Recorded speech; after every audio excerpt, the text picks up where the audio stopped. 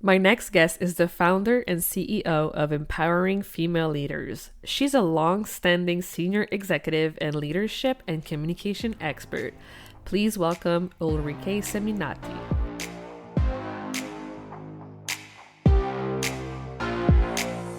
Welcome to the Powerful Female Leaders Podcast. I'm your host, Anna Patricia Bourgeois, certified business coach.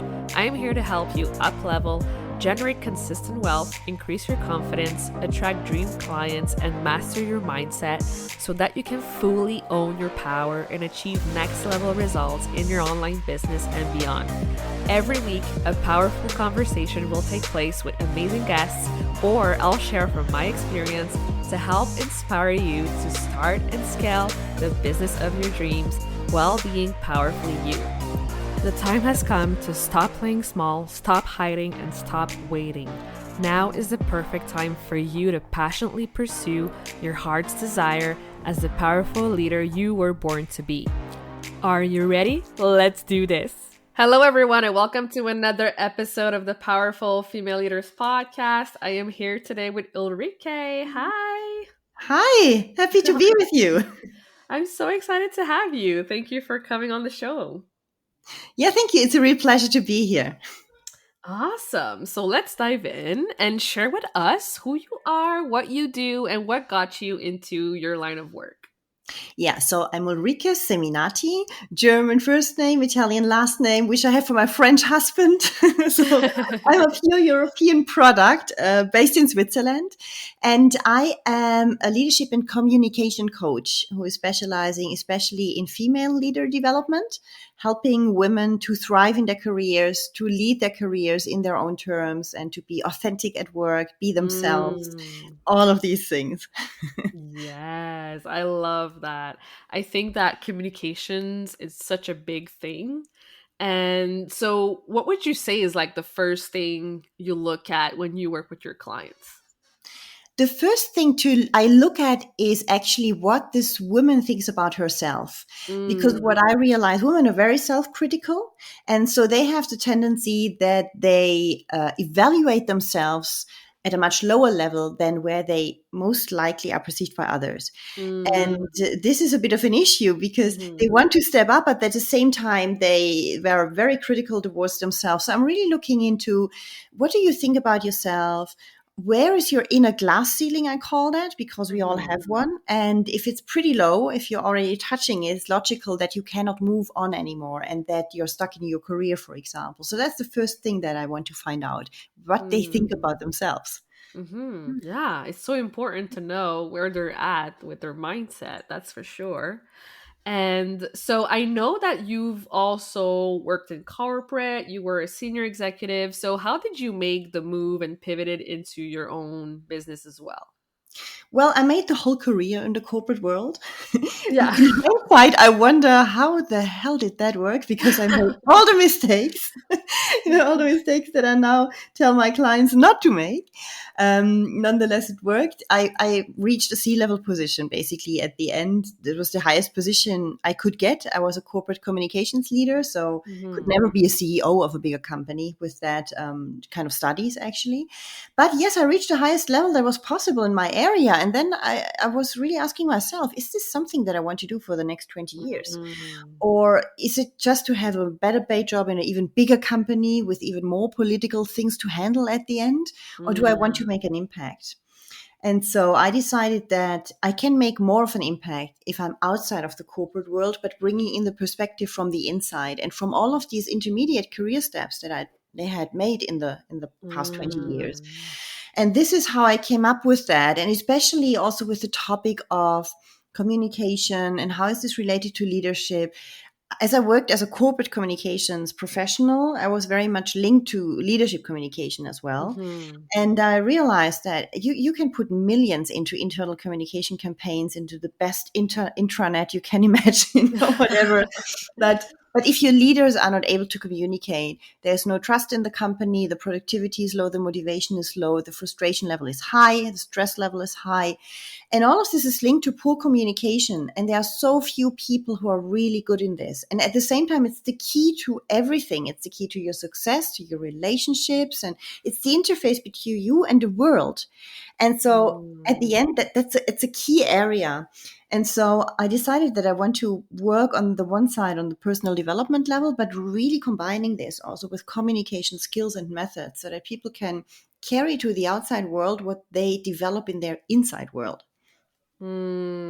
Yeah, this is so wow. Like, I'm feeling like we need to have this conversation because I feel like a lot of women, like, they stay someplace where they're not truly fulfilled when in reality they want to go for the big roles and they want to step it up and be a leader or start their businesses. So, how, like, what's the best, like, way to go about doing that and like making those bold moves? I think the first thing is to understand why you are where you are. Comes back to my Mm, very first point. Create some awareness why you are where you are. Is it related to the image or the idea of a job that you have received from your parents, for example, and you still carry mm, this with you? That you need to stay in a certain, let's say, conventional line or hierarchical line of development, for example. Are you able to think out of the box when it comes to your career and not in the normal roles? To look wider and to give yourself more of a chance to find something that you are really loving and that you really mm, appreciate, because most women just look at the next step or the next possible logical step which they see in their organization, and even then mm. most likely they are thinking, oh, I'm maybe not good enough, I have to add another diploma, another training course, and I Mm. need to be better, I need to be better, and so on and so forth. And that's not true. So for me, it's first of all, find out why you are where you are. And you might find out that you're limiting yourselves in this area, at least, maybe not in this position, but in this area, wherever you are, for a long time Mm. already. And then the second thing is really, what do you actually want? If you had a free choice, what would that be? And when you think about that, what are the limiting beliefs that pop immediately into your mind when you think about doing that in reality? Because you will have a heap of sentences popping up telling you can't do it. What are these? And do you have to Mm. believe them? And from there, you can really start to then shape for yourself a vision where you want to go and to overcome very deliberately and consciously the inner obstacles that you face. I know you also said that the journey starts as soon as you decide to take action. So I'm a big action taker myself, and I see it all the time, like women holding themselves back from taking action because, like you said, they think they need more education just to be good enough and all of these things. But what have you learned in your own life or your own journey where taking action was the actual thing that truly helped you realize that, oh my gosh, like I'm amazing at what I do and I have a great impact? I think, yeah, taking action is definitely the thing you need to do. You can dream of something and it might fall into your lap somehow, but you Hmm. still need to take some action to make it a reality at the end. Still need Yeah. to follow up on it. But true proactive action, provoking the things that you want in your life, super important.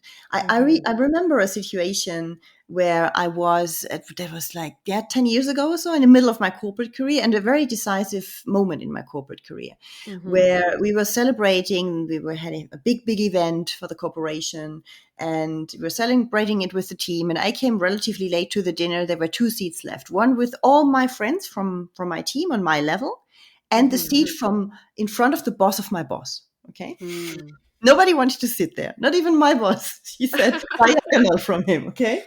So it was a great place, like next to my boss, in front of the boss of my boss.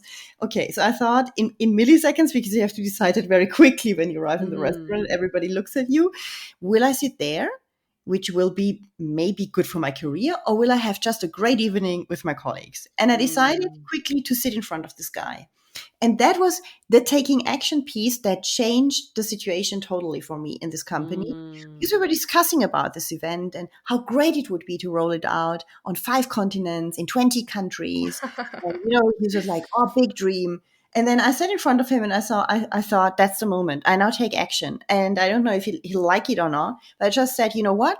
if you want to roll out this project, I'm here and I'm doing it in 1 year. And when I said it, I was Ooh. like, oh my God, I really said that.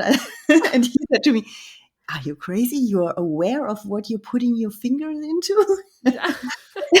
And I said, yeah, but I can guarantee you I'll make it. And it turned out to be really challenging, but it turned out to be the best project of my life. I traveled around the world. It Wow. was a huge step forward, not hierarchically. I was still on the same level, but I got so much visibility and so much experience I could Mm. pull from afterwards. It was just the greatest, probably the greatest decisions I had to do in just a second to sit in front of that Mm. guy. So that's why taking action and taking on the opportunities when they are in front of you and not shying back, even if it's uncomfortable in this moment. I think Mhm. this is absolutely key. Yes, I love how confident you were. You're just like, yeah, I can do this, not knowing really what it entailed, but making that bold move really gave you all that experience. And yeah, I just loved it so much. And so if you're listening to this and you're like, should I go for it? Should I make this bold move? This is your sign that only positive things can come from it. Yeah, because at the end he could have said no. You know, I was surprised that they said yes and that they Yeah. also got it through with all the budget and everything. But he could have said no, and so what? I mean, he would then maybe say to someone else one day, "You imagine she really proposed that? That was totally unrealistic." Okay, so what? But at least I tried, and in Mhm. this case, it really paid out.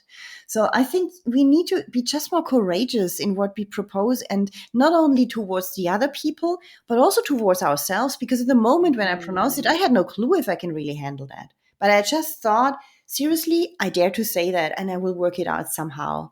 And to Mm. give yourself this trust and this credit that you can do also something where you're not clear on how it will work out and if you will be capable, and just trust on the fact, okay, you don't have to do this in 24 hours. It's a big project and you can learn on the way. You can give yourself the means and just giving yourself these wings, because nobody else gives us the wings. We have to find them ourselves Mm. and we have to fly ourselves. So have you an image which you can Yeah. use. It's very Ugh, important. yeah. I love that so much. It's like give yourself your own permission slip, like do your own thing and it's going to be amazing. Yeah, I love it so much. And so I ask this to everyone who comes on the show and I'm very curious to know your answer. For you, what does it mean to be a powerful leader? I think a powerful leader is a person who is inspiring others to live their full potential Mhm. and to help them to grow and to learn and to spread their wings. I think that this is really a good leader, because then you will have a team that is performing well and happily at the same time. And I think this is important, to not just see see the financial results or the performance as such, but give it a quality of satisfaction and of purpose at the same time. And this is only possible if you inspire people to find their own way, to go for their personal potential, which is not the same than your potential or your strengths. They're different, and that's good like this. And embracing this diversity which you might have in your team and the different visions they have of their career. I think this is a great strength of a leader, because most try to align people around something that must be the same, the same opinion or the same perspective. Whereas I think a Mm. really, really good leader handles diversity, and that is not easy because it's uncomfortable when you have a profile that is Yeah. very different from yours. Yeah, I love that. Thank you so much for sharing your perspective. I hear so many different, versions of this, but yeah, like it's so true. Like I love that. I love that so much. And so I'm curious to know, like, growing up, did you imagine you'd be where you are today?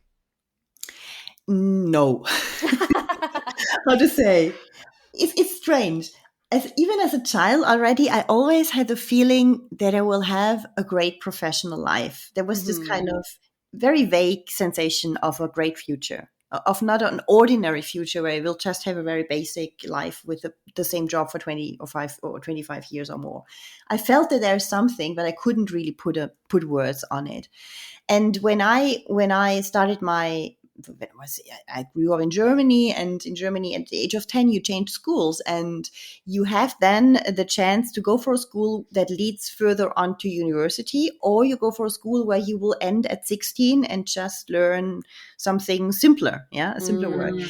And I had all the grades that were needed for the higher school. But my mother said, and I still remember that because even 10 years old, I felt something's not quite right here.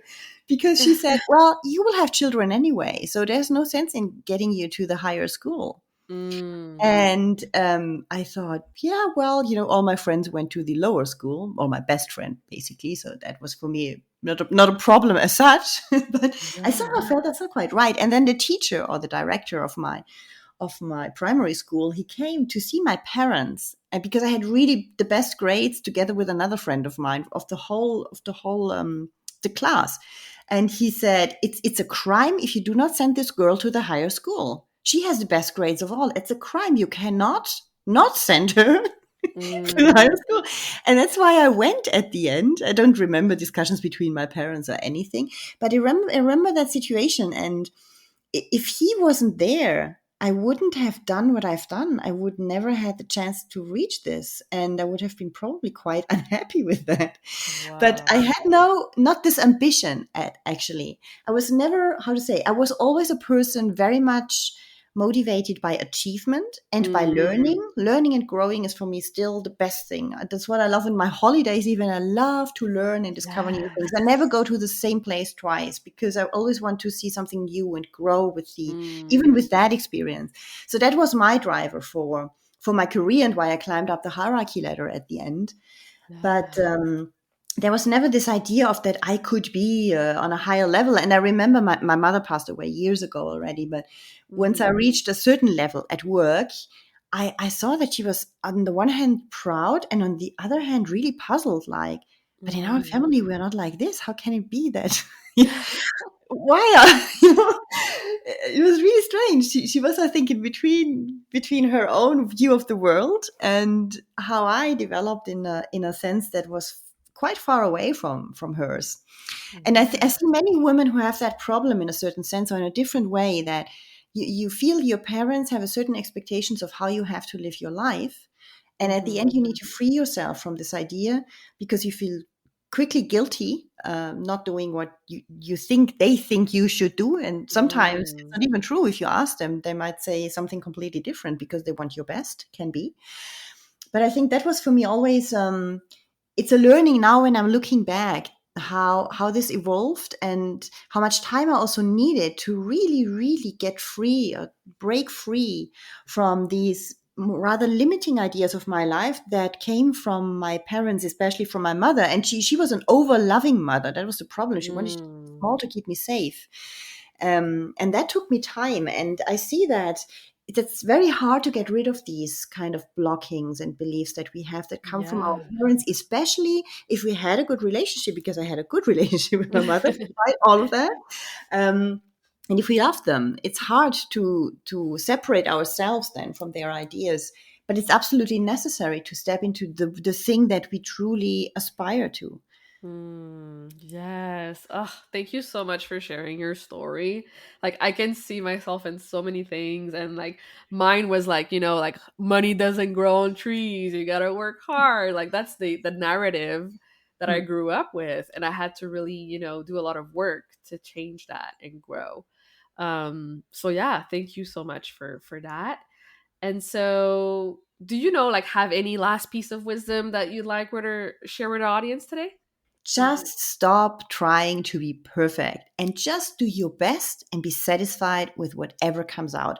And if this is at only 80% of what you see as perfect, be proud of your 80% and truly force yourself to celebrate this 80% and to not look at the 20% all the time, because that is such a game changer. Over time, if you do that very systematically, to level up you have another level of self-confidence because you Mhm. give yourself the credit. Because if other people tell you you're great and you diminish it, then it's worth nothing. Actually, your own opinion counts most when it comes to who you believe you are and who you can be. And value Mm. this opinion truly. Treat yourself like a friend. Be friendly with Yes. yourself. And and just, keep your word when you promise yourself something. Yes. These Be little kind. things. Yeah. Yeah. Yeah, you gotta be kind. You gotta, hold up to your word, be honest with yourself, and do your best. Yeah, I love that so much. Awesome. So, where can people go to connect with you further online if they want to go follow you, learn more about your services? Where can they go? Well, I'm on all social media platforms. Not on all, that's not true. On Facebook, Instagram, LinkedIn, mostly Twitter as well.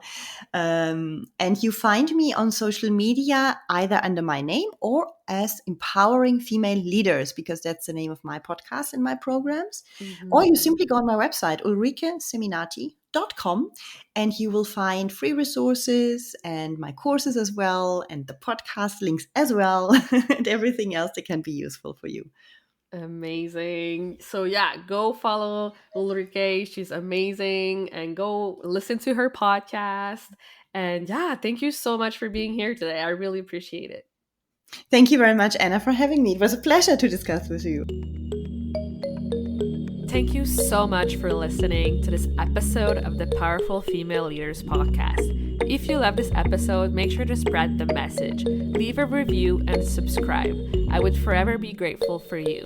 I also want to hear from you, and I want to know your feedback and your questions for future episodes. So don't be shy, say hi, and send me a message at Powerful Female Leaders Podcast on Instagram. Until then, I'll see you on the next episode.